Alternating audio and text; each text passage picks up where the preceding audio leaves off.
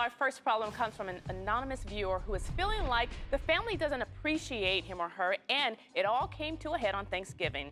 Says, okay, let's see about this question.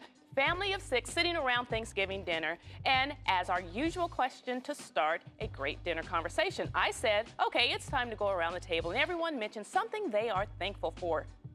Then silence. So I suggested that I start. I'm thankful for my husband, my daughter, son-in-law, and 2 granddaughters. Deafening silence. Wow. I have fibroid, CFS, and PTSD. To put a complete holiday dinner on the table is a real feat. I had even broke my back 3 times that year. My heart stopped. I couldn't breathe. I had to leave the table and dinner to them. I was so hurt. What do you suggest I do? Wow.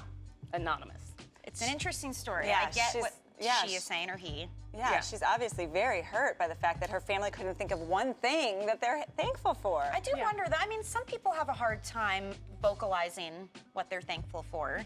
I mean, if she said, or he, I keep saying she, but just got up and left the table. So there's no communication there, and I wonder if just a conversation about it would help. I mean, you're big on communication. I am huge on communication, especially when it comes to family. But again, I'm going to jump on the other side of the table here, no pun intended.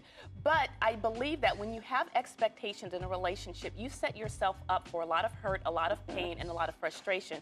And in this case, she's trying to, you know, kind of force a square peg into a round hole. Yeah, you're trying to get something from someone that they're unable or unwilling to give. And it sounds like, you know, she's doing a lot. I mean, if you've broken your back 3 times in the past year, you have PTSD, I mean, all kinds of issues going on, maybe it's not worth the time of doing it. Maybe they don't realize what a struggle it was for you. Right. And if they're, and I don't want to say that they're ungrateful, but if they are ungrateful and they don't have that, you know, that something to give, then don't expect it. I know that sounds really harsh, so but you really have to minimize your expectations. Yes. Here's what you guys have to say on our Facebook page. Jean says, I totally sympathize with your hurt. Did they maybe realize later how much they should have affirmed you? But the lack of appropriate response from them is about them and their lack, not about you. You know what you have done for the family and how much they mean to you.